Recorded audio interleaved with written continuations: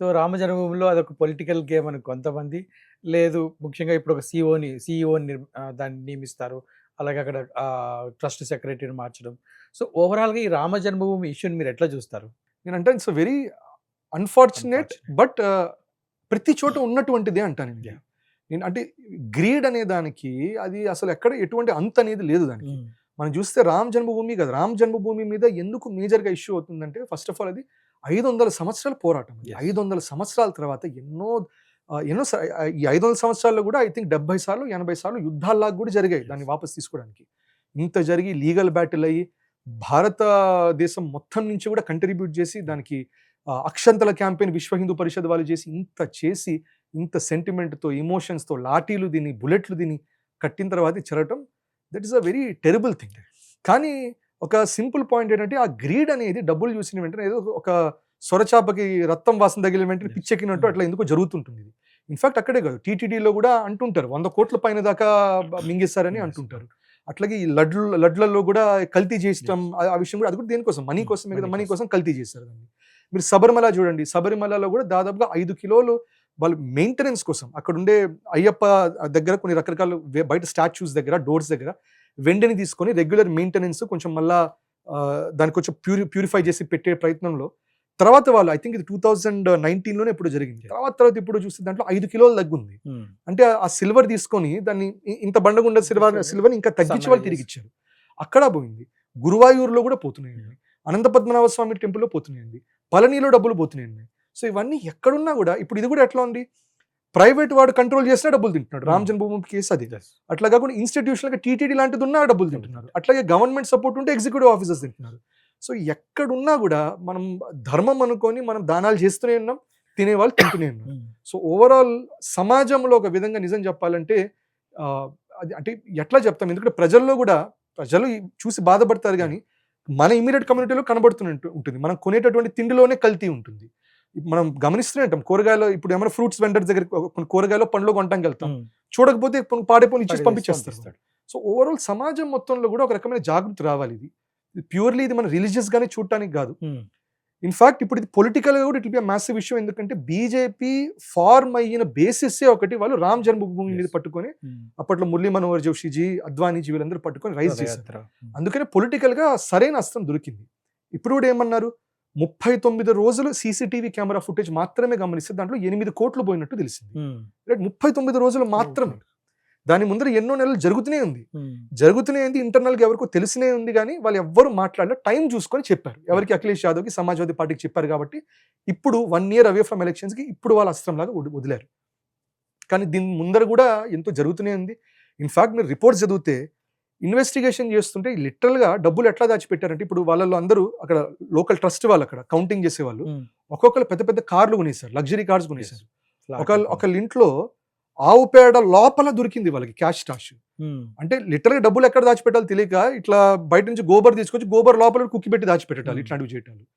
మరీ దారుణంగా ఇప్పుడు బయటపడింది 80 లక్షలు మాత్రమే తిరిగొచ్చింది. కానీ రికార్డ్స్ చూస్తే సీసీటీవీ ఎక్కడెక్కడ రీచ్ అవ్వదో అక్కడక్కడ కూర్చొని అక్కడక్కడ ఏవో చేసినట్టు తెలుస్తుంది. అంటే హ్మ్. ఇంటర్నల్‌గా వాళ్ళు ఎంత తెలివిగా సీసీటీవీకి బ్లైండ్ స్పాట్స్ ఎక్కడెక్కడ ఉన్నాయి. హ్మ్. మనీ ఎక్కడెక్కడ ఉంది. ఇప్పుడు ఇన్‌ఫాక్ట్ ట్రెజరర్ మొన్నొచ్చారు. రామ్ జన్మభూమి ట్రెజరర్ వచ్చి నేను ట్రెజరర్‌నే గాని చెక్ సైన్ చేసే అర్హత నాకు లేదు. కౌంటింగ్ చెక్ చేసే అర్హత నాకు లేదని చెప్పాడాయన. హ్మ్. సో ఇప్పుడు ఎనీవే చంపత్ రాయ్ ఆయన రిజైన్ చేశారు రిజైన్ గానీ చేశారు. ఇప్పుడు రకరకాల వారు ఇప్పుడు భాగేశ్వర్ ధామ్ ఈయన అంటారు. ధీరేందర్ శాస్త్రిజీ అంటారు. హ్మ్. ఆయన కూడా అన్నారు. ఇప్పుడు ఇంకా చిన్న చిన్న వాళ్ళని పట్టుకున్నారు. ఇంకా పెద్ద పెద్ద వాళ్ళు ఉన్నారు. నేను పేర్లు చెప్తే మళ్ళా నా ప్రాణానికి ప్రమాదం నాయనా అని దండం పెట్టాడు. హ్మ్. సో ఒక విధంగా పొలిటికల్ గాను ఇది బీజేపీకి వ్యతిరేకంగా అవుతుంది. బీజేపీ డైరెక్ట్‌గా ఏమి టెంపుల్ అడ్మినిస్ట్రేషన్ లేదు. ఇన్వాల్వ్ అయ్యి లేదు. కానీ బ్లేమ్ చేస్తారు. ఎందుకంటే బీజేపీ బేసిస్ మీదనే రామ్ జన్మభూమి రైజ్ అయింది కాబట్టి అదే వాడి కొట్టడానికి ప్రయత్నం అనేది డెఫినిట్‌గా చేస్తారు. అంటే రేపు వచ్చే ఎలక్షన్‌లో ఒక 1 ½ ఇయర్‌లోనే ఎలక్షన్స్ ఉన్నాయి గదా! కరెక్ట్. సో, దీని ప్రభావం ఉండే అవకాశం ఉందా? దీని ప్రభావం పాన్ ఇండియా ఉంటుంది. ఇప్పుడు మనకి వచ్చే సంవత్సరం ఎలక్షన్స్‌లో 7 రాష్ట్రాల్లో ఉంది. హ్మ్. ఉత్తరప్రదేశ్ ఉంది. ఉత్తరప్రదేశ్‌లో ఆల్రెడీ ఫైజాబాద్ ఓడిపోయి యెస్. ఉన్నారు. ఇది ప్రభావం పడుతుంది. కానీ చూద్దాం ఇప్పుడు ఎట్లా డ్యామేజ్ కంట్రోల్ చేస్తారో చూడాలి మనం. దానిపైన ఉత్తరాఖండ్ ఉంది. హ్మ్. ఉత్తరాఖండ్ కూడా they are very sensitive. Yes. Badrinath ఆ ఏరియాస్‌లో కూడా డబ్బులు చాలా పోయాయని కూడా అక్కడ కూడా వచ్చాయి కంప్లెయింట్స్ అప్పట్లో. సో ఉత్తరాఖండ్ వాళ్ళు కూడా చాలా పర్సనల్‌గా ఎఫెక్ట్ అవుతుంది వాళ్ళకి. హిమాచల్‌లో ఉంది. హిమాచల్ కూడా శ్రీరాముడిని బాగా నమ్ముకుంటారు. గుజరాత్‌లో ఎలక్షన్స్ ఉంది. గుజరాత్‌లో ఆఫ్ కోర్స్ బీజేపీని టచ్ చేయడానికి ఉండదు గానీ యెస్. చాలా మంది ఇంపాక్ట్ అవుతారు. సో అది కాకుండా మెయిన్‌గా పంజాబ్‌లో బీజేపీ వాళ్ళు పట్టుకున్నటువంటి అస్త్రం ఏంటి? దట్ అక్కడుండే భగవంత్ మాన్ ఆయన గురు గ్రంథ్ సాహిబ్ని తర్వాత వాళ్ళకుండే గురువులని అవమానించినట్టు చాలా Hmm. అశ్లీలంగా ప్రవర్తించినట్టు కొన్ని వీడియో ఫుటేజ్ రిలీజ్ చేశారు. ఓకే. అది ఆల్రెడీ వాళ్ళకి అగేన్స్ట్ వెళ్తుంది, ఆమ్ ఆద్మీ పార్టీని పంజాబ్ అగేన్స్ట్ వెళ్తుంది. దానిపైన రాఘవ్ చడ్డా ఇక్కడ రాజ్యసభలో he came towards Yes. BJP India వైపు వచ్చేసాడు. అది కూడా రాఘవ్ చడ్డా ఒక అప్పట్లో స్ట్రాటజిస్ట్, ఇన్ఫాక్ట్ పంజాబ్ గెలిపించిన స్ట్రాటజిస్ట్ లో రాఘవ్ చడ్డా ఉన్నారు. ఇప్పుడు ఎసెన్షియల్గా ఆయన్ని లాక్కున్నారు. సో ఈ రెండు అస్త్రాల్లాగా చేస్తుంటే మనకు తెలిసిందే, మొన్న నిహాంగ్ సిఖ్లు ఉత్తరాఖండ్ లో జోషిమఠ్ దగ్గర ఒక గురుద్వారాని వాళ్ళు కబ్జా తీసుకొని ఒక హాస్టేజ్ సిచ్యువేషన్ తయారు చేసి బాగా ఇష్యూ జరిగింది.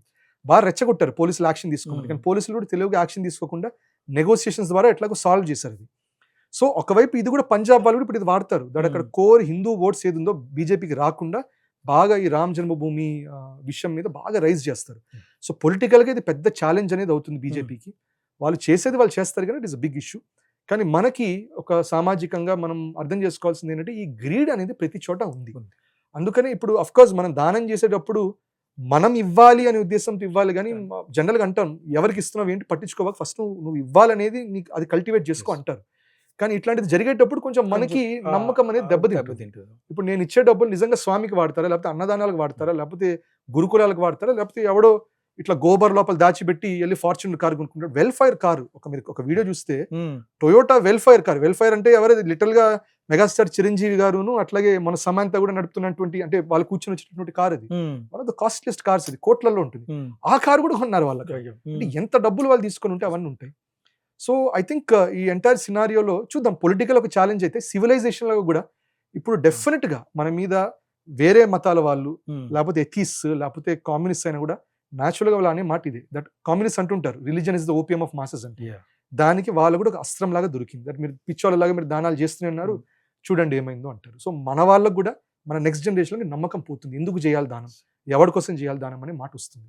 సో అందుకని ఒక డ్యామేజ్ కంట్రోల్లో కూడా డెఫినెట్ గా పొలిటికల్ గానే కాదు, మనం సామాజికంగా కూడా మనం ఒక డ్యామేజ్ కంట్రోల్. ఓవరాల్ గా 2029 అనేది బీజేపీ కొంత అంటే అంత సులువుగా, ఎందుకంటే ముఖ్యంగా నార్త్ లోనే వాళ్ళకి ఓట్ షేర్ చాలా ఎక్కువ ఉంది.